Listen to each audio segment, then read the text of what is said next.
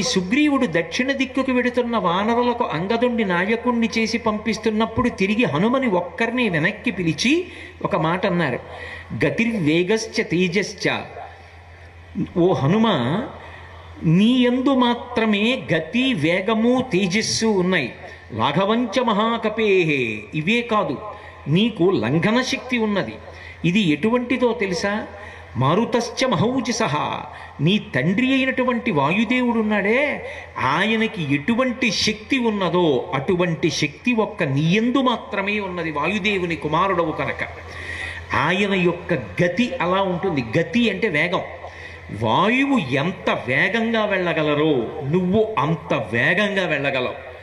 గతిర్వేగశ్చ, వేగము అంటే తొట్టుపాటు లేకుండా వెళ్ళుతున్నటువంటి లక్ష్యానికి అనుగుణంగా నియంత్రించుకోగలిగినటువంటి శక్తి, అటువంటిది పొంది ఉన్నవాడివి. తేజశ్చ, అపారమైనటువంటి తేజస్సు, నీలో ఉన్నటువంటి భక్తి నీ యొక్క అనుష్ఠాన శక్తిగా ప్రకాశిస్తూ ఉంటుంది. అటువంటి తేజస్సు, బుద్ధిబలము ఉన్నవాడివి. లాఘవంచ మహాకపే, దూకడంలో నీతో సమానుడైనటువంటి వ్యక్తి ఇంకొకడు లేడు. అటువంటి లంఘన శక్తి, పర్వతములు సముద్రములు దూకి వెళ్ళిపోగలవు. అంతటి శక్తి కలిగినటువంటి వాడివి నీవు. మారుతశ్చ మహౌజసః, నీ తండ్రి అయినటువంటి వాయువు ఉన్నాడే, ఆయనకి ఎటువంటి శక్తి ఉన్నదో నీకు అటువంటి శక్తి ఉన్నది. కాబట్టి ఓ హనుమ, నిన్ను నమ్ముతున్నాను. నీ వలననే ఈ వానర సామ్రాజ్యం యొక్క ప్రతిష్ట అంతా కూడా నిలబడాలి. నీకే సీతమ్మ తల్లి దర్శనమవుతుందని, నీ వలననే నేను రాముడికి ఇచ్చినటువంటి మాట నిలబెట్టుకుంటానని నేను పూర్తిగా నమ్ముతున్నాను. అంతేకాదు, నీ యందు కొన్ని విశేషమైనటువంటి లక్షణాలు ఉన్నాయి. నీకు దేశకాలానువృత్తిశ్చ నయశ్చ నయ పండిత, నీకు బలం ఒక్కటి ఉండడం గొప్ప విషయం కాదు, తేజస్సు ఉండడం గొప్ప విషయం కాదు, దేశకాలములు తెలిసి ఉండడం గొప్ప. ఎక్కడ బలాన్ని ఎంతవరకు ఉపయోగించాలి, ఎక్కడ ఎంతవరకు మాట్లాడాలి, ఎక్కడ మాట్లాడకుండా ఉండాలి, ఎక్కడ ఒకవేళ అవమానం ఎదురైనా ఆ అవమానాన్ని భరించి కూడా ప్రభు కార్యాన్ని చక్కపెట్టాలి, ఎక్కడ ఎక్కువ మాట్లాడకూడదు, ఎక్కువ అనవసరపు ఆలోచనలు తెచ్చుకోకూడదు. ఇవి నువ్వొక్కడివే చెయ్యగలవు, ఇతరులకు సాధ్యము కాదు. దేశకాలానువృత్తిశ్చ నయశ్చ నయపండిత, అటువంటి వాడివి నువ్వొక్కడివే. కాబట్టి నిన్ను నమ్ముతున్నాను. హనుమ, నువ్వు సీతామాత యొక్క దర్శనాన్ని పొందాలన్నారు.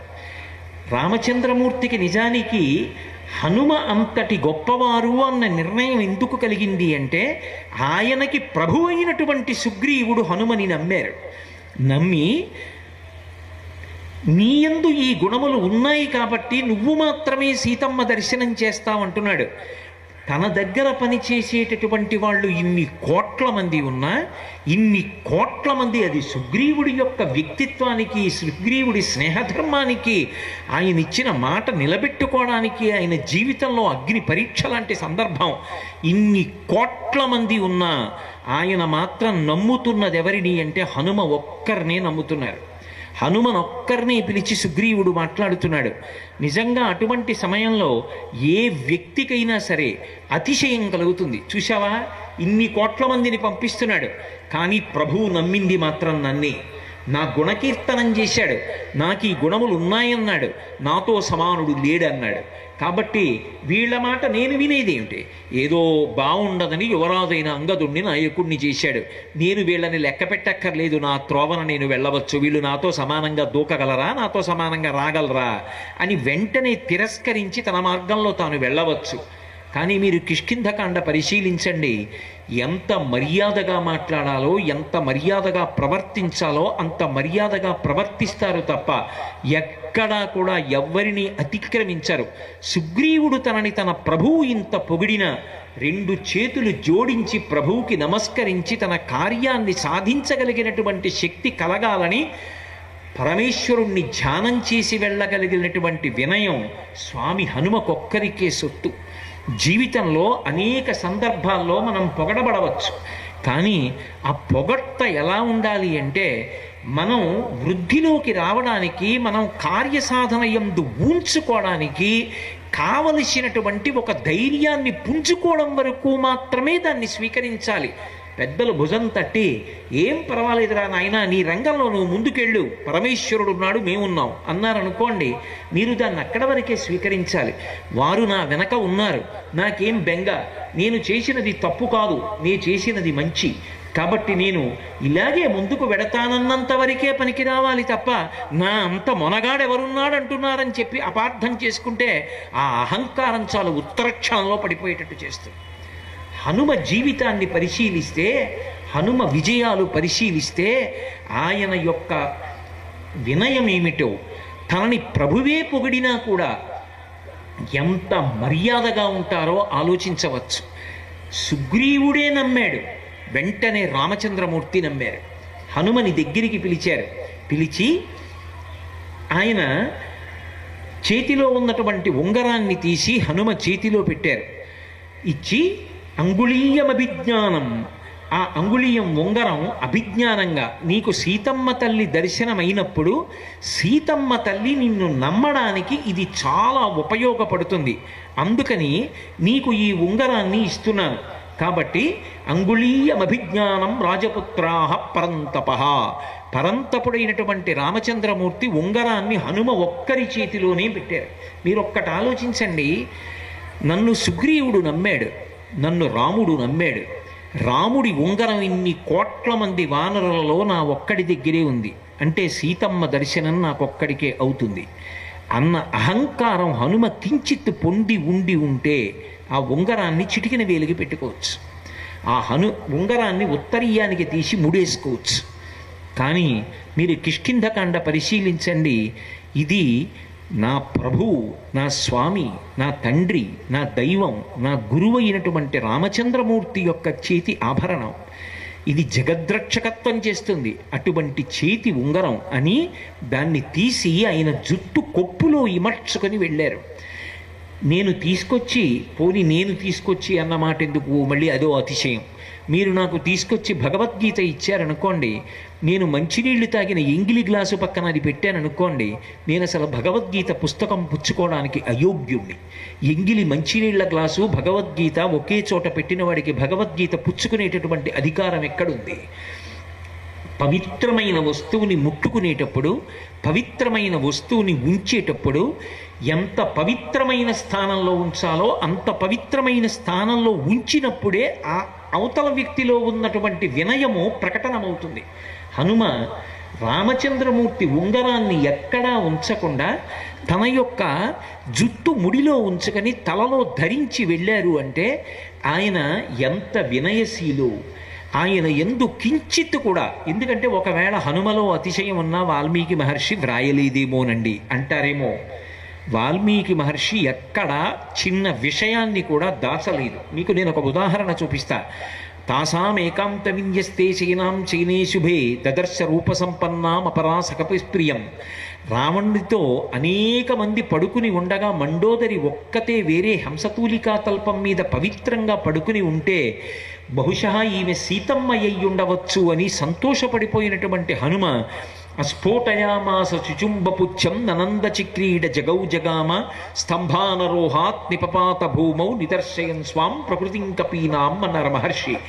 మండోదరిని సీతమ్మ అనుకుని భుజములను ఇలా కొట్టుకుని పాట పాడి సంతోషపడిపోయి స్తంభాలెక్కి కిందకి దూకి గంతులేసి నృత్యం చేస్తే మహర్షి ఏమీ మెచ్చుకోలేదు. కోతి బుద్ధి బయట పెట్టుకున్నాడు అన్నారు. మహర్షి మండోదరి పడుకుంటే సీతమ్మని ఎలా అనుకుంటారు? హనుమ నిలదీశారు. రావణాసురుడు అక్కడ హంసతూలికా తల్పం మీద పడుకుని ఉండగా రామచంద్రమూర్తి పక్కన లేని మహాపతివ్రత అయిన సీతమ్మ హంసతూలికా తల్పం మీద అలా పడుకుంటుందా? ఒక్కటి దూరంగా పడుకున్నంత మాత్రం చేత సీతమ్మ అనుకుని సంతోషపడిపోయిన హనుమ యొక్క బుద్ధి చిన్నదైపోతే అది కోతి బుద్ధి బయట పెట్టుకోవడం అని చెప్పి నిర్మోహమాటంగా మహర్షి మాట్లాడారు తప్ప ఎవ్వరినీ ఎక్కడా వెనకేసుకొచ్చేటటువంటి ప్రక్రియ వాల్మీకి మహర్షి ఎందు కానరాదు. కాబట్టి నిజంగా హనుమయే గర్వాన్ని పొంది ఉంటే నిర్మోహమాటంగా వాల్మీకి మహర్షి చెప్పేస్తారు. తన ప్రభువు పొగిడిన రామచంద్రమూర్తే పిలిచి ఉంగరం ఇచ్చిన ఆయన ఎందు అతిశయం కనపడదు. మనిషి చాలా తొందరగా పాడైపోయేది జారుడు మెట్ల లాంటిది ఏది అంటే నిష్కారణమైన పొగట్ట. పెద్దలైనటువంటి వారు దాన్ని ఔషధం ఇచ్చినట్టుగా ఎంత మోతాదులో ఇవ్వాలో అంత మోతాదులోనే ఇచ్చి అతను కార్యరంగమునందు ఊర్చుకోవడానికి అటువంటి స్థితిని కల్పించడానికి వాడతారు తప్ప ఎక్కడ పడితే అక్కడ అదే పనిగా పొగట్టల్ని వినడం అలవాటు చేసుకున్నాడు అనుకోండి, క్రమంగా జారుడు మెట్ల మించి జారి కింద పడిపోయిన వాడు ఎలా పడిపోతాడో అలా పడిపోతాడు. అందుకే స్వామి హనుమ ఎన్నడూ అసలు పొగట్టని ఆశించరు, లోపల అతిశయాన్ని పొందరు. తన ప్రభువు నమ్మిన, రాముడు నమ్మిన ఈ నమ్మకాన్ని నిలబెట్టుకోగలిగిన శక్తి నాకు కలగాలనుకుంటారు తప్ప ఆయన ఇదంతా నాదే అని అనుకోరు. ఈ ఘట్టం దాటగానే ఇంతకన్నా పెద్ద ఘట్టం వచ్చింది. ఎక్కడో ఆ స్వయం ప్రభా బిలంలో ఉండిపోయారు దక్షిణ దిక్కుకు వెళ్ళిన వాళ్ళు.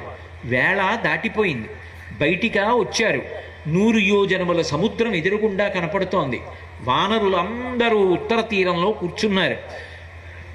వెళ్ళే మార్గం కనపట్టలేదు.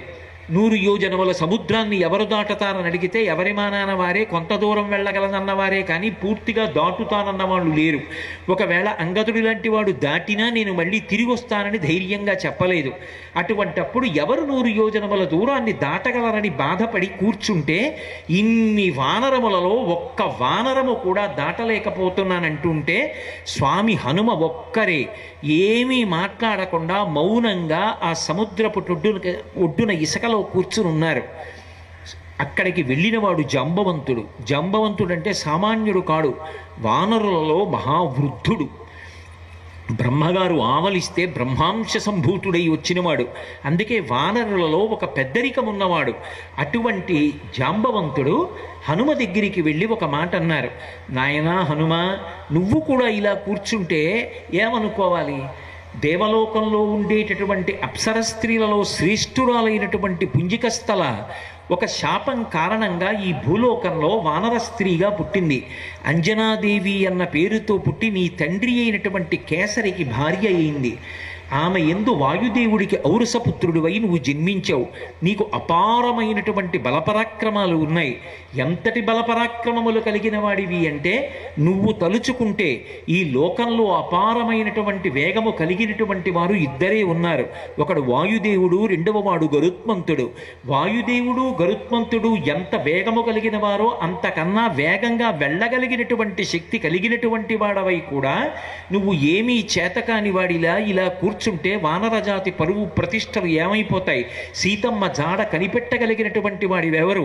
ఒకానొక నాడు నువ్వు అంజనాదేవి గర్భము నుండి భూమి మీద పడుతూనే పైన ప్రకాశిస్తున్నటువంటి అరుణారుణ వర్ణంలో ఉన్నటువంటి సూర్యబింబాన్ని చూసి తినే ఫలము అని భ్రమించి పుట్టినటువంటి పసిపిల్లవాడివి ఆకాశ మార్గంలో వెడుతుంటే బాలార్కాభిముఖో బాలో బాలార్క యమూర్తిమాన్, బాలసూర్యుడికి ఎదురుగుండా బాలసూర్యుడు వెడుతున్నాడా అన్నట్టుగా నువ్వు వెడుతున్నప్పుడు నీ యొక్క తేజస్సును చూసి రాహుకేతువులు భయపడితే రాహువు యొక్క ప్రార్థన విని ఇంద్రుడు బయలుదేరి వచ్చి వజ్రాన్ని ప్రయోగిస్తే ఆ వజ్రపు దెబ్బ చేత నీ ఎడమ దవడ సొట్టబడి పర్వత శిఖరానికి ఒరుసుకుని కింద పడిపోతే నీ తండ్రి వాయుదేవుడు ఆగ్రహించి నిన్ను చేతులలో పట్టుకుని నిలబడితే బ్రహ్మదేవుడు దేవతా సమూహములతో కలిసి ఆ గుహ దగ్గరికి వచ్చి దేవతలందరూ లోకపాలకులు నీకు అపారమైనటువంటి వరములు ఇచ్చారు.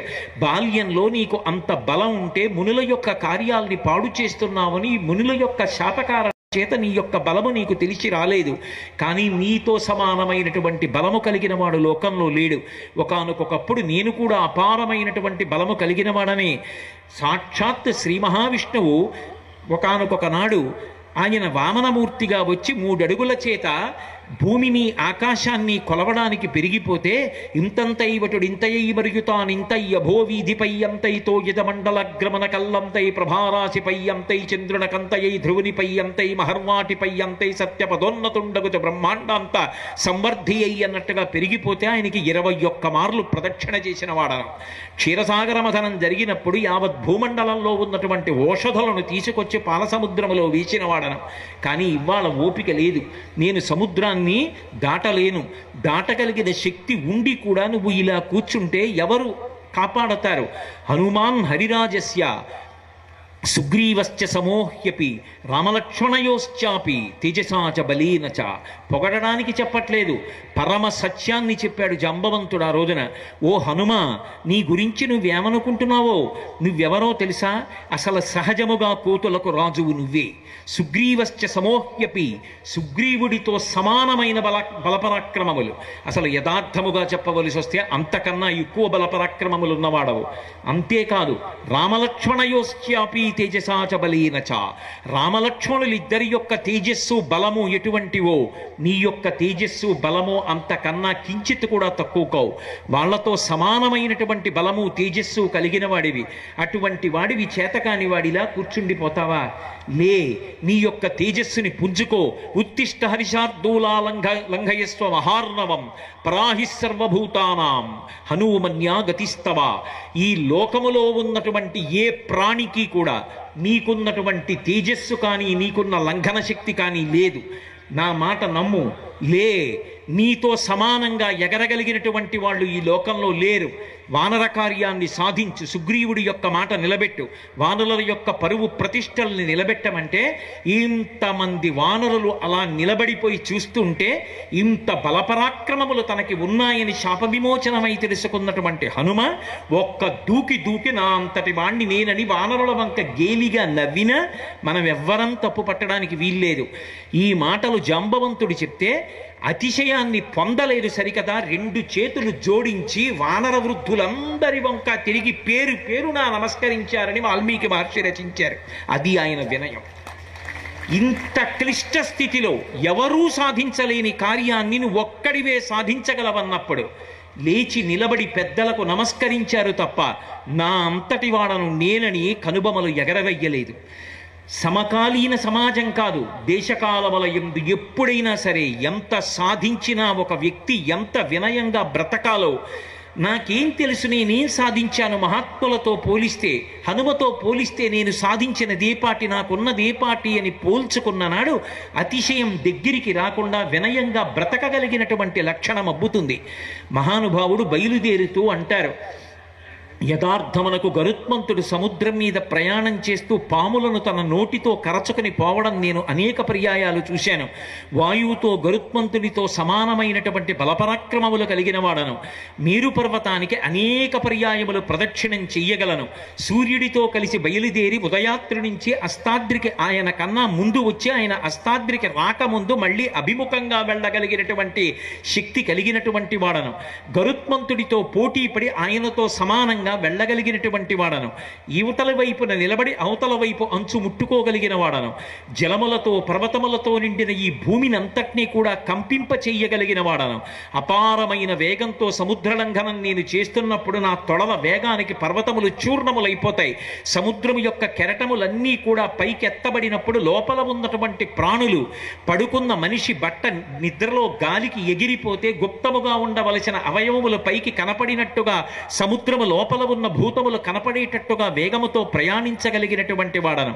కూకటి వేళ్లతో ఈ మహేంద్రగిరి పర్వతం మీద ఉన్నటువంటి పెద్ద పెద్ద వృక్షములను నా తొడల వేగము చేత పెకలింపగలిగినటువంటి వాడను. ఈ భూమ్యాకాశములను ఏకం చెయ్యగలను. అటువంటి నేను వానరులైన మీ అందరికీ అభయమిస్తున్నాను. మన కార్యాన్ని సాధిస్తాను. వానర జాతి పరువు ప్రతిష్టలు నిలబెడతాను. రామచంద్రమూర్తి కార్యాన్ని సాధిస్తాను. సుగ్రీవుడి యొక్క మాట నిలబెడతాను. సీతమ్మ జాడ కనిపెట్టి వెనక్కొస్తాను.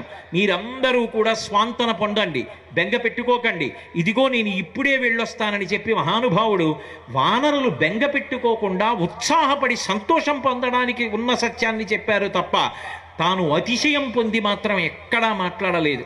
నాయనా, నువ్వు వెళ్ళినటువంటి కార్యం మంగళప్రదంగా పూర్తి కావాలని మేమిద్దరం అందరం ఇక్కడ ఒంటికాల మీద నిలబడి నీ కోసమని భగవంతుడికి సంబంధించినటువంటి కార్యములను చేస్తూ ఉంటాం. నువ్వు సీతమ్మ జాడ కనిపెట్టి వెనక్కి రావయ్యా అని పెద్దలు ఆశీర్వచనం చేస్తే తనకి ఇంత బలపరాక్రమాలున్నాయని తెలుసు. ఇంత బలపరాక్రమాలున్నాయని తెలుసున్న వ్యక్తి సముద్ర లంఘనం చేసే ముందు ఒక మాట అంటారు. ఇది జీవితంలో ప్రతివారు నేర్చుకోవలసినటువంటి విషయం. యథారాఘవ నిర్ముక్త శరశ్వసన విక్రమ గచ్చేతత్వద్గమిష్యామి లంకాం రావణపాలితాం నహి ద్రక్ష్యామి ఇది లంకాయాం జనకాత్మజాం అనేనైభివేగేన గమిష్యామి సురాలయం బద్ధ్వా రాక్షసరాజేన మానయిష్యామి రావణం. సర్వదా కృతకార్యోహామి స్వామి సహసీతయా అంటారు. ఇక్కడ నుంచి నేను ఈ 100 యోజనముల లవణ సముద్రాన్ని గడచి ఆవలి ఒడ్డుకు వెళ్ళి లంకాపట్టణంలో ఉన్నటువంటి సీతమ్మ తల్లి యొక్క జాడ కనిపెట్టి వెనక్కొచ్చి రామచంద్రమూర్తికి నివేదిస్తాను. నేను వెళ్ళేటప్పుడు ఎంత బలంతో, ఎంత పరాక్రమంతో, ఎంత తేజస్సుతో పెడతానంటే ఆ బలపరాక్రమములు ఎక్కడివి అంటే రామచంద్రమూర్తి పట్టుకున్నటువంటి బంగారు కోదండము యొక్క వింటినారిని ఆయన సంధించి దానిలోకి బాణాన్ని ప్రవేశపెట్టి ఆకర్ణాంతంలాగి విడిచిపెట్టినప్పుడు రాముడిలో ఉండేటటువంటి శక్తిని పుంజుకున్నటువంటి బాణము మధ్యలో ఎక్కడా ఆగకుండా తిన్నగా వెళ్ళి లక్ష్యం మీద ఎలా పడుతుందో అలా నాలో ఉన్నటువంటి బలపరాక్రమములు రామచంద్రమూర్తి యొక్క అనుగ్రహము తప్ప నావి కావని ప్రకటించి వెళ్ళినటువంటి అపారమైనటువంటి వినయమునకు పరాకాష్ఠ స్వామి హనుమ. తప్ప జాంబవంతుడే చెప్పినా తనకి శాప విమోచనమే అయినా ఇదంతా నా బలం అని చెప్పిన వారు కాదు. ఎందరో మహాత్ములు ఈ దేశంలో. పోతన గారు 12 స్కంధాల భాగవతాన్ని ఆంధ్రీకరించి పలికెడిది భాగవతమట పలికించు విభుండు రామభద్రుండట నే పలికిన భవహరమగునట పలికెద వీరుండుగాధ పలుకగనేలా అన్నారు. నా పాపరాశి ధ్వంసం అవడానికి నా చేత 12 స్కందములు ఆంధ్రీకరింపచేశాడన్నారు తప్ప నా అంత మొనగాణ్ణి నేను భాగవతాన్ని ఆంధ్రీకరించానని పోతన గారు చెప్పుకోలేదు. అద్వైత సిద్ధాంతాన్ని, వేద ప్రమాణాన్ని నిలబెట్టి మహానుభావుడు భారతదేశంలో సనాతన ధర్మం బ్రతికి బట్ట కట్టేటట్టు చేసినటువంటి శంకర భగవత్పాదులు పశుమాం సవ్వజ్ఞ ప్రథిత కృపయా పలయ విభో. ఓ శివ, నేను పశువుని, నువ్వు పశుపతివి, చాలదా మన ఇద్దరికీ సంబంధం అన్నారు తప్ప నేనింత గొప్పవాణ్ణి సాక్షాత్తు శివావతారాన్నని శంకర భగవత్పాదులు ఎక్కడా చెప్పలేదు. ఎంత గొప్పవారు కూడా ఒదిగి ఉండి తన వినయం చేత గొప్పవారయ్యారు తప్ప ఏదో ఒక్క చిన్న విభూతి ఉన్నంత మాత్రం చేత మేము ఇంతవాళ్ళం అంతవాళ్ళమని గుండెల మీద చేసిలేసుకొని చరుచుకోవడం ఈ దేశం యొక్క ప్రజ్ఞ కాదు, ఈ దేశం యొక్క సంస్కృతి కాదు. ఈ దేశం యొక్క సంస్కృతి మూలాలు ఎక్కడున్నాయంటే ఆ వినయంలో ఉన్నాయి. అందుకే మహానుభావుడు అంత వినయ ప్రకటనం చేసి బయలుదేరి ఆ సీతమ్మ తల్లి యొక్క జాడ కనిపెట్టడానికి వెళ్ళారు. వెళ్ళినటువంటి మహానుభావుడికి ఎన్నో క్లిష్టతరమైనటువంటి సందర్భములు ఏర్పడ్డాయి. సీతమ్మ తల్లి జాడ కనిపెట్టారు. కనిపెట్టి ఆమెతో మాట్లాడుతున్నప్పుడు ఆ తల్లి ఒక ప్రశ్న వేసింది. నాయనా హనుమా, వానరులు వస్తారంటున్నావు కదా, అన్ని కోట్ల వానరములు ఉన్నాయంటున్నావు కదా, మరి ఉత్తర తీరంలో అన్ని లక్షల వానరములు ఉండిపోయాయి కదా, ఎవ్వరూ సముద్రాన్ని దాటి రాలేకపోయారు కదా, నువ్వు ఒక్కడివే కదా దాటి వచ్చావు, అంటే రేపు పొద్దున్న నువ్వు ఒక్కడివే కదా వస్తావు, రామరావణ యుద్ధంలో నువ్వు వస్తే మహా అయితే భుజాల మీద రామలక్ష్మణుల్ని తీసుకొస్తావు. ఇంత అపారమైన సేనావాహిని ఉన్నటువంటి ఈ రావణ పాలిత అయిన లంకలోకి ఎంతమంది వానరులు రాగలరు? నువ్వు ఒక్కడివి ఇంతటి తేజోమూర్తివి కాబట్టి రాగలిగావు. సీతమ్మ అంతటిది రామాయణంలో ఒక మాట అంది, హనుమాన్ యత్నమాస్తాయ దుఃఖక్షయకరో భవ అంది. నాయనా హనుమ, నువ్వే నాకు ప్రమాణం, నీ వలననే నాకు దుఃఖం పోవాలంది. సీతమ్మ అన్న ఆ ఒక్క మాటకి ఆయన బోరలు విరుచుకి తిరగచ్చు. సీతమ్మ అంతటిది నన్ను చెప్పింది, నీ వలనే నా దుఃఖం పోవాలని అడిగింది అని గొప్పగా చెప్పుకోవచ్చు సాటి వానరులకు. కానీ ఆయన గర్వం పెరగలేదు. సరికదా, సమాజంలో ఒక వ్యక్తి డగ్గుత్తికతో నిరుత్సాహంతో ఉన్నప్పుడు ఆ వ్యక్తికి తన మాటల చేత ప్రాణములు పోసి నిలబెట్టడం తన కర్తవ్యం అనుకున్నారు తప్ప ఆవిడ అలా అంది అని ఆయన ఎక్కడా అతిశయాన్ని పొందలేదు. సరికదా, లోకంలో ఎవ్వరూ అనలేని ఒక మాట అన్నారు. అమ్మా, ఏ వానరుడు రాడని ఎందుకు అనుకుంటున్నావమ్మా? సుగ్రీవుడి దగ్గర కొన్ని కోట్ల వానరములు ఉన్నాయి. వాళ్ళు ఆకాశంలో ఎగురుతారు, భూమి మీద వెడతారు, అడ్డంగా వెళ్ళగలరు. అమ్మా, ఒక్కొక్కళ్ళు 10,000 ఏనుగుల బలము కలిగినటువంటి వారు.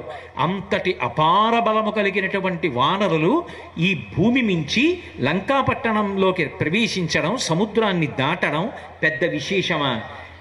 చాలా సునాయాసంగా వస్తారమ్మా. నేనే వచ్చానంటే మిగిలిన వాళ్ళు రాకపోవడం ఏమిటమ్మా? మద్విశిష్టాశ్చ తుల్యాశ్చ సంతి తత్ర వనౌకసః మత్త ప్రత్యవర కశ్చిన్నాస్తి సుగ్రీవ సన్నిధౌ. అమ్మా, నాతో సమానులున్నారు, నాకన్నా అధికులున్నారు సుగ్రీవుడి దగ్గర. నాకన్నా కూడా బలంలో కానీ, తేజస్సులో కానీ, బుద్ధిలో కానీ, పరాక్రమంలో కానీ, గతిలో కానీ తక్కువవాడు లేడమ్మా.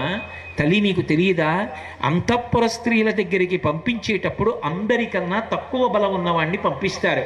నేను వచ్చాను అంటే అమ్మా అందరికన్నా తక్కువ బలం ఉన్నవాడిని, నేనే వచ్చానంటే ఇక మిగిలిన వాళ్ళు రాలేకపోవడం ఏమిటమ్మా, అందరూ రాగలిగిన వారే. నేనే వచ్చినప్పుడు రామలక్ష్మణుల్ని నా భుజం మీద కూర్చోపెట్టి తీసుకొస్తానమ్మా.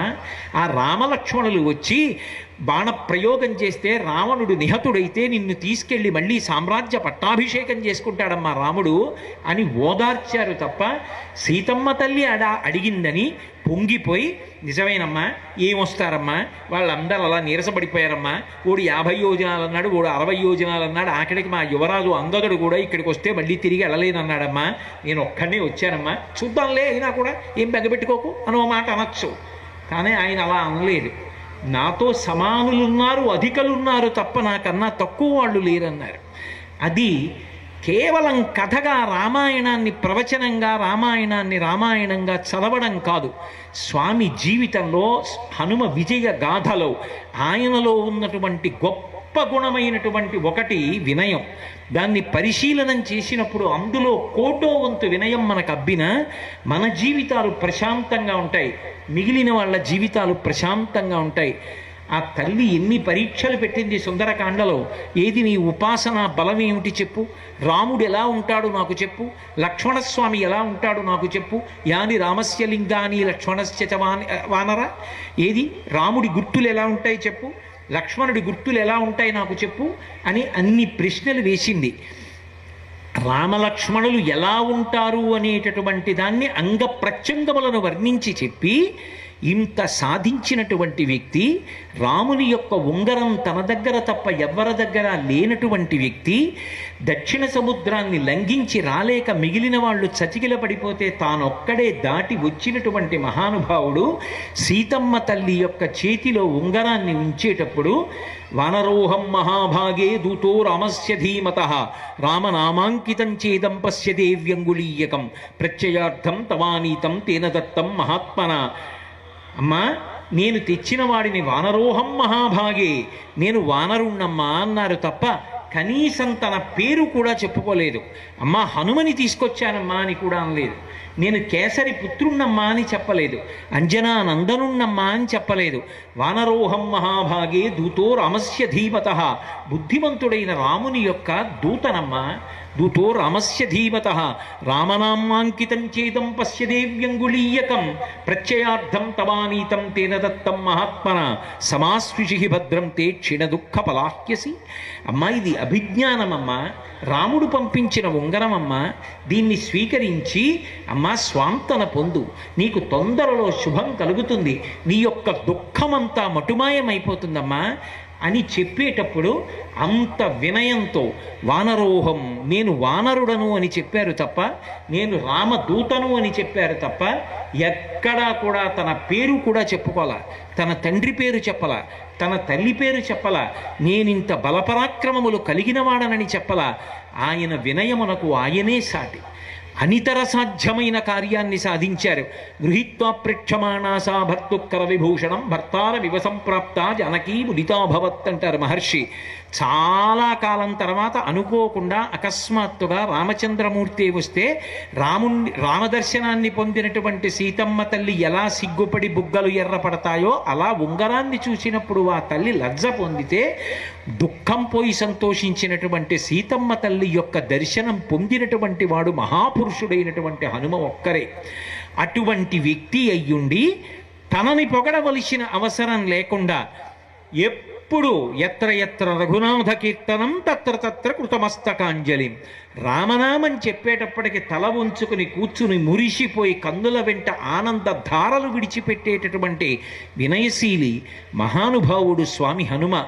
ఎందుకు ఋషి రుణం తీరాలి, ఎందుకు చదవండి రామాయణం, ఎందుకు చదవండి భారతం, ఎందుకు చదవండి భాగవతం అంటే మహాత్ములలో ఉన్న గుణాల్ని పరిశీలించినప్పుడు అందులో ఒక్క గుణాన్నైనా మనం కొంత పరిశీలనం చేసి మనం నేర్చుకోగలిగితే, మన బిడ్డలకి మనం చెప్పగలిగితే, బిడ్డడు వదరితే అహంకారంతో మాట్లాడితే ఒరే హనుమ కన్నా గొప్ప పని చేశావురా, ఆయన ఏం చేశాడో తెలుసా రామాయణంలో అని ఒక్కొక్క దృష్టాంతం చెప్పి అప్పుడు ఆయన ప్రవర్తించిన విధానం ఏమిటో తెలుసా?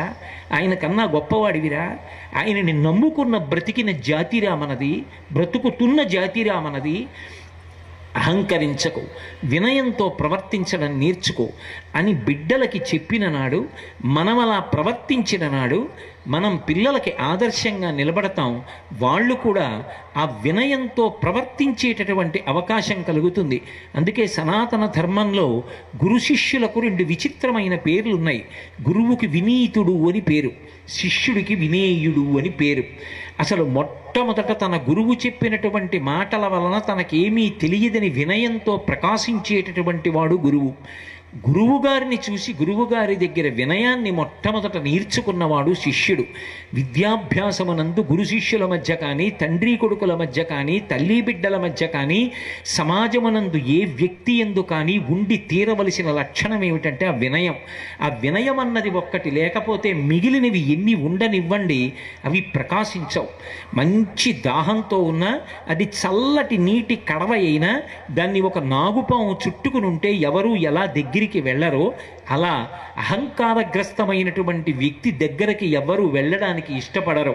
శ్రీరామాయణంలో మహర్షియే ఒక చోట అంటారు, సకల్ప వృక్ష ప్రతిమో వసంత యువమూర్తిమాన్ శ్మశాన చైత్య ప్రతిమో భూషితోపి భయంకర అంటారు.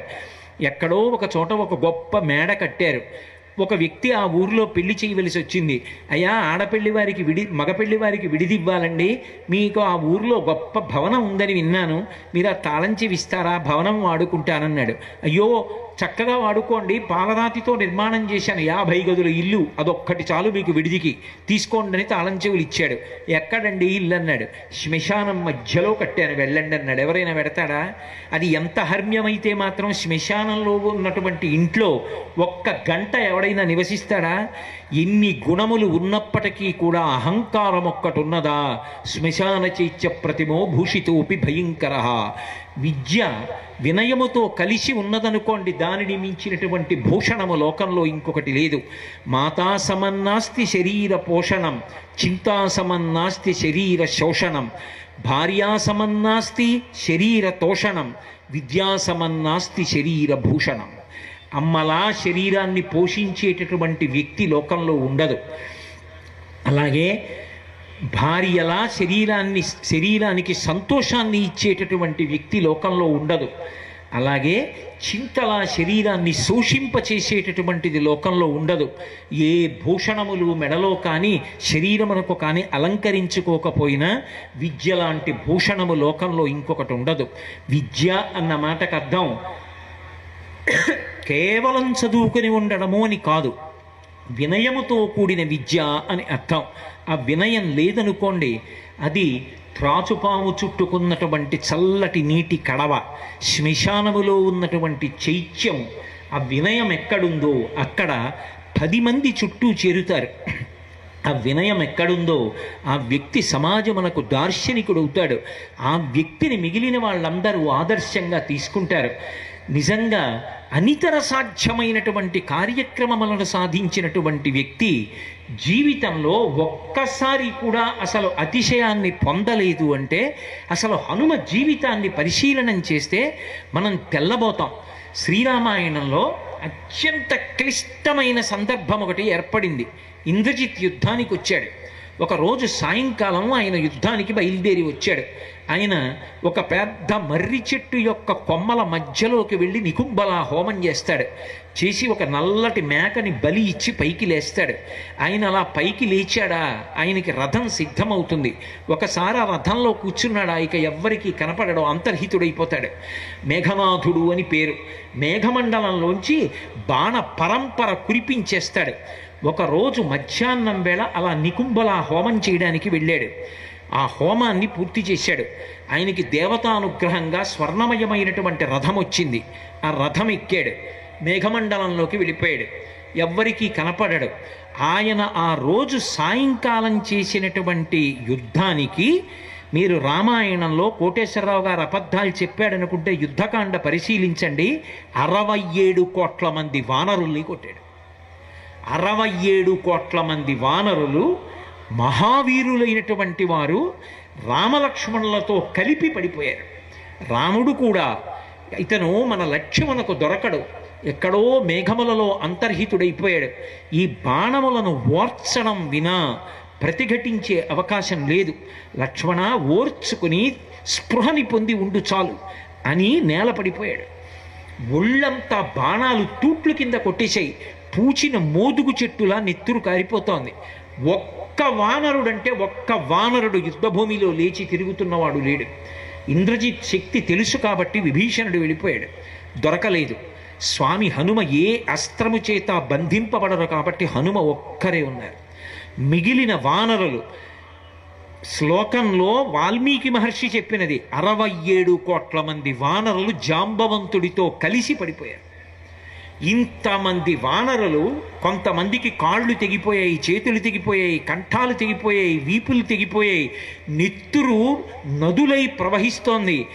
చాలా మందికి అసలు ప్రాణములే లేవు, స్పృహ లేదు, లేచే ఓపిక లేదు. అందుకే ఉత్తరకాండలో అగస్త్య మహర్షి అంతటి వాణ్ణి రామచంద్రమూర్తి రావణుడికి అంత శక్తి ఎందుకు వచ్చింది, ఎందుకంత ప్రమాదకారి అయ్యాడు అంటే అగస్త్యుడు సమాధానం చెప్తూ ఒక మాట అంటాడు, కాదు రావణుడి కన్నా ప్రమాదకారి ఇంద్రజిత్ అంటాడు.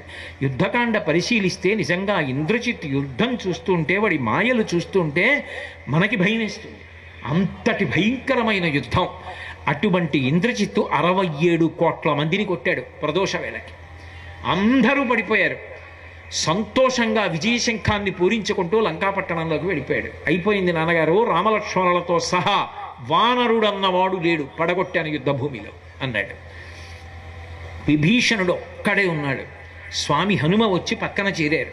ఒక కాగడా పట్టుకుని, అసలు ఎవరైనా ప్రాణాలతో ఉన్నారా ముఖ్యులైన వాళ్ళు, లేకపోతే అందరూ వెళ్ళిపోయారా అన్నది చూడ్డానికి కాగడా పట్టుకుని వెతుకుతున్నారు. అందరిలో పెద్దవాడు, బ్రహ్మ యొక్క అంశలో వచ్చినవాడు జాంబవంతుడు నేల మీద పడిపోయి ఉన్నాడు. విభీషణుడు కాగడా పట్టుకుని అడిగాడు, తాతా కుశలమేనా అని అడిగాడు. జాంబవంతుడు అన్నాడు, నాయన ఇంద్రజిత్ కొట్టినటువంటి బాణ పరంపరకి నాలో ఉన్నటువంటి నెత్తురు ఓడిపోయింది. నేను కనురెప్పలు పైకెత్తి చూడలేకపోతున్నాను. కానీ హనుమాన్ వానరశ్రేష్ఠ ప్రాణాం ధరయతే క్వచిత్ అని అడిగాడు. వానరులలో శ్రేష్ఠుడైన హనుమ బ్రతికి ఉన్నారా అని అడిగాడు జాంబవంతుడు. విభీషణుడు అన్నాడు, తాత నువ్వు అడగవలసినది రామలక్ష్మణులు కుశలముగా ఉన్నారా అని అడగాలి. హనుమ కుశలముగా ఉన్నారా అని అడిగారేం తాత అని అడిగారు. అడిగితే వెంటనే జాంబవంతుడు అన్నాడు, అస్మిన్ జీవతి వీరేతు హతమప్య హతం బలం హనుమజ్జుజ్జిత ప్రాణి జీవంతోపి వయం హతాహ అన్నాడు. మొత్తం వానరులు రామలక్ష్మణులతో కలిసి పడిపోయినా కూడా నష్టం లేదు. హనుమ ఒక్కరు బ్రతికి ఉంటే మళ్ళీ అందరూ బ్రతుకుతారు. అందరూ బ్రతికి ఉన్నా హనుమ ఒక్కరు పడిపోతే బ్రతికి ఉన్న వీళ్ళందరూ పడిపోతారు. అందుకే నేను హనుమ బ్రతికి ఉన్నారా అని అడుగుతున్నాను అన్నాడు. కానీ ఇది పక్కనే ఉన్న హనుమ విన్నారు. ఆయన ఏమనాలి, ఆయన రాక్షసుడు విభీషణుడు కాబట్టి ఈయనకి తెలియదు నా శక్తి. జాంబవంతుడు చెప్తున్నాడు, చూసావా నేనంటే ఏమిటో అని కనుబొమ ఇలా ఎగరయ్యాలి అనాలి. ఆయన వెంటనే వినయాదభ్యువాదయత్ వంగి జాంబవంతుడి పాదములు పట్టుకొని, తాతా హనుమ నీ కుశలం అడుగుచున్నాడు, నమస్కరించుచున్నాడు అన్నారు. ఆయన అన్నాడు, నాయన ఉత్తర క్షణం ఈ లంక నుంచి నువ్వు బయలుదేరాలి. ఎక్కడో దక్షిణ తీరంలో లంకాపట్టణం, ఎక్కడో ఉత్తర తీరంలో కైలాస పర్వతం. ఆ కైలాస పర్వతం దగ్గరికి వెళ్ళాలి. కైలాసము పక్కన వృషభము అనబడేటటువంటి పర్వతం ఉంది. అక్కడ పరమశివుడు తన యొక్క త్రిశూలాన్ని ధనస్సుని నిలబెడతాడు. అక్కడే ఆదిశేషుడు ఉంటాడు.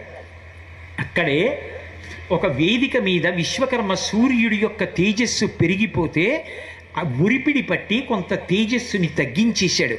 ఆ వేదిక ఉంటుంది అక్కడ. ఎందరో మహాత్ములు సంచరిస్తుంటారు. బ్రహ్మగారి గృహం ఉన్నది. ఆ రెండు పర్వతముల మధ్యలో ఓషధీ పర్వతం ఉంది.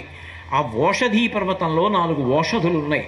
మృత సంజీవని, విశల్యకరణి, సువర్ణకరణి, సంధానకరణి అని 4 ఉన్నాయి. ఆ 4 ఓషధులు తీసుకురావాలి. నువ్వు వెంటనే ఆ ఓషధులు తీసుకొస్తే వానరులు బ్రతుకుతారు. అవి అధిష్టాన దేవతలు కలిగినవి. ఎవరి కొరకు తేబడ్డాయో వాళ్ళు బ్రతుకుతారు. అందుకని రాక్షసులు కూడా అక్కడ మరణించి ఉన్న బ్రతకరు, వీళ్ళే బ్రతుకుతారు. కాబట్టి నువ్వు ఆ 4 ఓషధులు తేవాలన్నారు. నిజంగా ఆ రోజు చీకటి పడిపోతోంది. ఎక్కడో లంక, ఎక్కడో ఉత్తర దిక్కున కైలాస పర్వతం. తాత ఇప్పుడు అవుతుందా అనో మాట అనొచ్చు హనుమ. ఈ మాట జాంబవంతుడు చెప్పినటువంటి ఉత్తర క్షణంలో ఆకాశంలో ఒక మెరుపు మెరిసినట్టయింది. మనోజవం మరుతతుల్య వేగం జితేంద్రియం బుద్ధిమతాం వరిష్టం. మహానుభావుడు ఒక్క గుదుటున బయలుదేరి కైలాస పర్వతం దగ్గరికి వెళ్ళిపోయారు. ఈ స్థానములన్నీ చూశారు. వృషభ పర్వతం దగ్గరికి వెళ్ళారు. 2 పర్వతాల మధ్యలో ఓషధీ పర్వతాన్ని చూశారు. ఓషధీ పర్వతం హనుమ వస్తున్నారు, ఓషధుల్ని తీసుకెళ్ళిపోతారని కనపడకుండా వాటిని దాచింది. నా స్వామి అయినటువంటి రామచంద్రమూర్తి కార్యానికి పనికి రాకుండా ఓషధుల్ని దాస్తావానని ఆ సంజీవని పర్వతాన్నంతటినీ పెల్లగించి చేత్తో పట్టుకుని ఆకాశ మార్గంలో కించిత్ శ్రమ పడకుండా కాంచనలంక ఉన్నటువంటి దక్షిణ తీరానికి చేరి యుద్ధభూమిలో దింపారు. వెంటనే ఆ రామచంద్రమూర్తి పక్షానికి సంబంధించిన వైద్యుడు ఆ ఓషధుల్ని తీశాడు. ఆ ఓషధుల యొక్క ప్రభావం మృత సంజీవని చనిపోయినటువంటి వానరులందరూ ద్విగుణీకృత ఉత్సాహంతో లేచిపోయారు. సువర్ణకరణి రక్తమంతా ఓడిపోయి నల్లగా అయిపోయి స్పృహ తప్పిపోయిన వాళ్ళు మళ్ళీ రక్తం పట్టి మళ్ళీ తేజస్సుతో మళ్ళీ ఉత్సాహంగా లేచి నిలబడ్డారు. విశల్యకరణి శరీరములో బాణముల యొక్క ములుకులుండిపోయి బాధపడుతూ కదలలేకపోతున్న వాళ్ళ యొక్క శరీరములలో నుండి బాణపు ములుకులన్నీ ఊడి కింద పడిపోయి వాళ్ళందరూ పరమ సంతోషంగా లేచి నిలబడ్డారు. సంధానకరణి ఎముకలు విరిగిపోయినటువంటి వాళ్ళ ఎముకలన్నీ మళ్ళీ అంటుకున్నాయి. 67 కోట్ల మంది వానరులు రామలక్ష్మణులు ఒక్కసారి సంతోషించి పైకి లేచారు. జై శ్రీరామ్ అని పెద్ద పెద్ద కేకలు వేస్తే లంకాపట్టణంలో రావణాంతపురంలో ప్రతిధ్వనించింది. ఏమైందిరా అని గవాక్షంలోకి వచ్చి చూసేటప్పటికి ఇంతమందిని కొట్టాను, ఒక్కడు పడలేదు, అందరూ లేచిపోయారు. రాక్షసులు అందరూ పడిపోయారు, ఓషధులు వాళ్ళ గురించి తేలేదు కనుక. ఆశ్చర్యపోయాడు ఇంద్రజిత్. తెచ్చిన పర్వతం అహంకరించిందని అక్కడ వదిలిపెట్టలేదు. ఏ పర్వతాన్ని తీసుకొచ్చారో ఆ పర్వతాన్ని మళ్ళీ అంతే జాగ్రత్తగా తీసుకెళ్ళి ఎక్కడ ఉందో అక్కడే ఉంచేశారంతే. నేనైతే ఒళ్ళు తుడుచుకున్న తివ్వాలు తీసి కుర్చీ మీద పారేస్తాను, విప్పిన పంచె తీసుకెళ్ళి మంచం మీద పారేస్తాను. హనుమ జీవితాన్ని పరిశీలనం చేస్తే పిల్లలకి క్రమశిక్షణ అలవాటు అవుతుంది. చెప్పులు ఎక్కడిప్పాలో, సాక్స్ ఎక్కడిప్పాలో, తుడుచుకున్న తువ్వాలు ఎక్కడ ఆరయ్యాలో, విప్పిన బట్ట ఎక్కడ ఆరయ్యాలో, బట్ట మడత ఎలా పెట్టుకోవాలో, తను ఉన్న గది ఎంత శుభ్రంగా ఉండాలో, పుస్తకాలు ఎలా ఉంచుకోవాలో హనుమ జీవితాన్ని పాఠంగా చెప్తే ఓ ఇలా బ్రతకాలా అని అర్థమవుతుంది. మహానుభావుడు నువ్వు అహంకరించావు కదా, ఈ పర్వతాన్ని ఇక్కడే ఉంచేస్తాను, పనికొస్తుంది యుద్ధంలో మళ్ళీ ఎవరైనా పడిపోతే అనలేదు. ప్రయోజనమైపోగానే మళ్ళీ ఆ పర్వతాన్ని పట్టుకెళ్ళి యథాస్థానంలో పెట్టి మళ్ళీ వెనక్కి తిరిగి యుద్ధానికి వచ్చారు. ఆయన లేని నాడు అసలు రామరావణ యుద్ధం ఎక్కడుంది, రామాయణం ఎక్కడుంది? అందుకే రామాయణ మహామాలారత్నం వందే అనిలాత్మయం. రామాయణ మహామాలకంతటికి నాయకపు పూస ఎవరు అంటే హనుమ. ఆయన విజయ గాథ ప్రతి దాంట్లో ఆయన అతిశయించడానికి, వక్షస్థలాన్ని విరుచుకుని నిలబడడానికి, గర్వంతో ప్రవర్తించడానికి అవకాశం ఉన్నా ఎక్కడ అలా ప్రవర్తించారు. ప్రతి చోట ఇంకా ఇంకా ఇంకా ఇంకా ఒదిగిపోయి అంత వినయంతో ప్రకాశించారు తప్ప పెద్దలైన వారు కనపడితే అంత గౌరవంతో తల ఉంచి నమస్కరించారు తప్ప నేను ఇంతటి వాడిని అతిశయంతో ఆయన జీవితంలో ఆయన ప్రవర్తించలేదు. హనుమ యొక్క విజయగాథ నుండి దేశకాలములతో సంబంధం లేకుండా మనం అందరం నేర్చుకోవలసినటువంటి పరమోత్కృష్టమైన సందేశం ఆయన వినయమే. నేను ఏవో అక్కడక్కడ కొన్ని మచ్చు తునకల వంటివి మీకు చూపించాను. మీరు హనుమ జీవిత విజయ గాథని ఈ కోణంలో పరిశీలించండి. ఇదిగో ఇక్కడ హనుమ అతిశయాన్ని పొందారు అన్నది మీకు ఎక్కడా కనపడదు. అంతటి మహానుభావుడు. అసలు లోకంలో ఎవరికీ అన్వయం అవనటువంటి విశేషం ఒక్క హనుమకే అన్వయమైంది. రామాయణంలో తనకి కించిత్ ఉపకారం చేసినా చేయకపోయినా ప్రతి వారికి ప్రత్యుపకారము చేసిన వారెవరు అంటే రామచంద్ర ప్రభు. ఆయన ఎవరినైనా సరే ప్రత్యుపకారము చెయ్యకుండా ఉండరు. పైగా అసలు ఉపకారము చేయించుకుని మరిచిపోయి ప్రత్యుపకారము చెయ్యకుండా కృతజ్ఞతతో ప్రవర్తించడం రాముడికి సుతారము ఇష్టమైన విషయం కాదు. అందుకే కిష్కింధకాండలోనే ఒక చోట లక్ష్మణస్వామి అంటాడు, బ్రహ్మగ్నేచ సురాపేచ చోరే భగ్న వ్రతే తథా నిష్కృతిర్విహితా సిద్ధి కృతఘ్నో నాస్తి నిష్కృతి అంటాడు.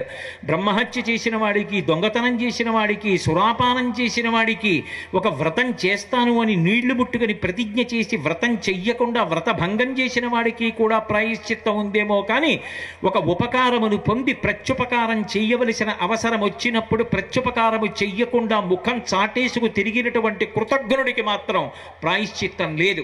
ఇది కిష్కింధకాండలో లక్ష్మణస్వామి చెప్పినటువంటి ఆర్ష ధర్మం. అటువంటిది రామచంద్రమూర్తి ప్రత్యుపకారం చెయ్యకుండా ఉంటారా? అసలు ఆయనకి ఒక ఉపకారం చెయ్యక్కర్లేదు. సకృదేవ ప్రపన్నాయ తవాస్మీత చయాచతే అభయం సర్వభూతేభ్యో దదామ్యేతద్వ్రతం మమ. యుద్ధకాండలో ఆయన ప్రతిజ్ఞ చేశాడు, రామా నేను నీవాడనని ఎవడు నా ముందుకొచ్చి అంటాడో వాడిని నావాడిగా స్వీకరించి చెయ్యి పట్టుకొని వాడిని నేను కష్టములలో కాపాడతానన్నాడు. అటువంటి రామచంద్రమూర్తిని నమ్మినంత మాత్రం చేత ఉపకారం చేస్తాడు. అటువంటి మహానుభావుడు ప్రత్యుపకారం చెయ్యకుండా ఉంటాడా? రామాయణంలో ప్రతి వారికి ఆయన ఏదో ఒక ఉపకారం చేశారు. కానీ హనుమ దగ్గరికి వచ్చేటప్పటికి మాత్రం ఆయన లేచి నిలబడ్డారు, దగ్గరికి వచ్చారు, హనుమని గట్టిగా కౌగిలించుకొని ఒక మాట చెప్పారు. ఇది రామాయణం మొత్తం మీద హనుమతో తప్ప ఇక ఎవరికి చెప్పలా. మదంగే జీర్ణతాం యాతు యత్తయోపకృతం కపేహి నరహ ప్రత్యుపకారాణం ఆపత్సాయ అతిపాత్రతాం అన్నారు. నాయనా హనుమ, నేను నీ వలన ఎంతో గొప్ప ఉపకారం పొందాను. అసలు సీతమ్మ జాడ కనపడక రామాయణ రథం ఆగిపోయిన నాడు, నేను ఎవరితో యుద్ధం చెయ్యాలో తెలియని నాడు, నిరాశ నిస్పృహలకి గురైపోయిన నాడు, సీతమ్మ తల్లికి నా జాడ తెలియని నాడు, ఆవిడ ఆత్మహత్య చేసుకుందామనుకున్న నాడు, 100 యోజనముల సముద్రాన్ని నిరాధారమైన ఆకాశ మార్గంలో లంఘనం చేసి శత్రు దుర్భేద్యమైనటువంటి కాంచనలంకలో ప్రవేశించి సీతమ్మ జాడ కనిపెట్టి ఆవిడితో మాట్లాడి ఉంగరమిచ్చి అభిజ్ఞానమిచ్చి శాంతి కల్పించి ఊరటనిచ్చి ఆమెకి జీవితం మీద ఆశ్వాసమును కల్పించి తిరిగి వచ్చి నాకు చెప్పి మళ్ళీ బయలుదేరి వెళ్ళినప్పుడు ఇంద్రజిత్తుని నిగ్రహించడంలో, రాక్షసుల్ని సంహరించడంలో, రావణుణ్ణి పడగొట్టడంలో నీవు చేసినటువంటి ఉపకారము ఎన్నడూ నేను విస్మరించలేను. కానీ హనుమా, నువ్వు చేసిన ఉపకారమునకు ప్రత్యుపకారము మాత్రము నేను చెయ్యలేను. అందుకే నేను నిన్ను గట్టిగా కౌగిలించుకుంటున్నాను. నీవు చేసిన ఉపకారము నా శరీరమునందు జీర్ణమైపోవుగాక. ఎందుకని? నీకు నేను ప్రత్యుపకారం చెయ్యాలి అంటే నీ భార్యని కూడా ఎవడో ఎత్తుకుపోవాలి. వాడి జాడ నీకు తెలియకూడదు. అప్పుడు నేను వాడి జాడ కనిపెట్టి నీకు చెప్పాలి. నాకు పరమమిత్రుడవైన నీకు అటువంటి కష్టం రావాలని నేను నీకు ప్రత్యుపకారం చెయ్యాలని నేను కోరుకోను. అందుకే నువ్వు చేసిన ఉపకారానికి ప్రత్యుపకారం నేను చెయ్యలేను కనుక నువ్వు చేసిన ఉపకారము నా శరీరమునందు జీర్ణమైపోవుగాక.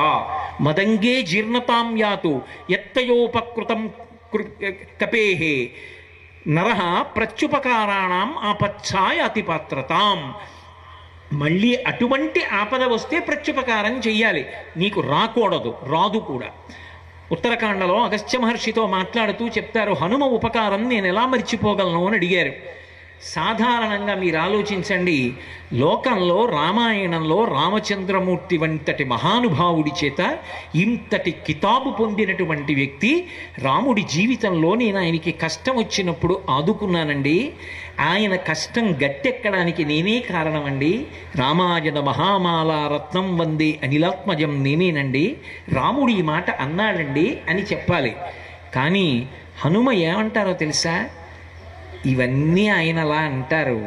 అసలు 100 యోజనములు దాటడానికి, సీతమ్మని దర్శించడానికి, అభిజ్ఞానం ఇవ్వడానికి, మాట్లాడడానికి, ఇంద్రజిత్తుని సంహరించడేటప్పుడు లక్ష్మణస్వామికి ఉపకరించడానికి, రాక్షస సంహారంలో సంజీవనీ పర్వం తేవడంలో ఇటువంటి సాహసములు నేను చెయ్యడం వెనక, నా బుద్ధి వెనక, నా బలం వెనక, నా పరాక్రమం వెనక, నా తేజస్సు వెనక ఎవరున్నారో తెలుసా? రాముడే ఉన్నాడు. ఇందులో కరెంటు లేకపోతే మైకు పలుకుతుందా? కరెంటు లేకపోతే ఆ లైటు వెలుగుతుందా? కరెంటు ఉంటే ఇవన్నీ పనిచేసినట్టు రాముని అనుగ్రహము నా ఎందున్నది కాబట్టి నేను ఇవన్నీ చేశాను. ఆయన అనుగ్రహము నా ఎందు ప్రవేశపెట్టి నా చేత చేయించి నువ్వు చేశావని నాకు కీర్తినిచ్చి నన్ను కౌగలించుకోవడం ఆయన గొప్ప విశేషం, ఆయన గొప్ప బుద్ధి తప్ప ఆయన అనుగ్రహము లేని నాడు నేను ఇవన్నీ చెయ్యగలనా అని వినయంతో నిలబడగలిగినటువంటి ఏకైక ప్రజ్ఞాశీలి రామాయణ కావ్యమునందు హనుమ ఒక్కరే. వారికి తప్ప అంగులకు అది సాధ్యం కాదు. ఆయన వినయానికి ఆ సందర్భం పరాకాష్ఠ. అంతటి మహానుభావుడు. నిజంగా ఆయన అంత వినయం ఉంటే మంచిదే. అంత వినయం లేకపోయినా స్వామి పాదములు పట్టుకుని ఆయన అనుగ్రహాన్ని అపేక్షించినందుకు, ఆయన్ని స్తోత్రం చేసినందుకు, ఆయన్ని నమ్ముకున్నందుకు, ఆయన వినయంలో కోటో వంతు ప్రతివాడికి అబ్బిన సమాజం శాంతి సౌభాగ్యాలతో ఎంత సంతోషంగా ఉంటుందో. అందుకే మీ పక్షాన, నా పక్షాన, మనందరి పక్షాన నేను స్వామి హనుమ పాదములు, సీతారామచంద్ర ప్రభు యొక్క పాదములు పట్టి చేసే ప్రార్థన ఏది అంటే, మనందరికీ కూడా వినయాన్నిచ్చి కాపాడమని ప్రార్థన చేస్తూ మళ్ళీ రేపు సాయంకాలం 6:30 మనం తిరిగి కలుసుకున్నప్పుడు హనుమద్ విజయగాథ ఆధారంగా మన జీవితంలో మనం అన్వయం చేసుకోవలసినటువంటి ఇతర విషయాలు స్వామి నా చేత ఏవి పలికిస్తారో పలుకుతానని మనవి చేస్తూ, రేపటి రోజున ఒక కుర్చీ పాదపీఠం వేసి చక్కగా ఒక వస్త్రం వేసి స్వామికి పుష్ప సమర్పణం చేసే అవకాశం కల్పించవలసినదిగా నిర్వాహకులను ప్రార్థన చేస్తూ, మంగళాశాసన పరై మదాచార్య పురోగమై సర్వైశ్చ పూర్వైరాచార్యై సత్కృతాయాస్తు మంగళం. మంగళం కోసలేంద్రాయ మహనీయ గుణాత్మనే చక్రవర్తి తనూజాయ సర్వభౌమాయ మంగళం. ఉమాకాంతాయ కాంతాయ కామితార్థప్రదాయినే శ్రీగిరీశాయ దేవాయ మలినాథాయ మంగళం. సర్వం శ్రీ ఉమామహేశ్వర పరబ్రహ్మార్పణమస్తు. స్వస్తి.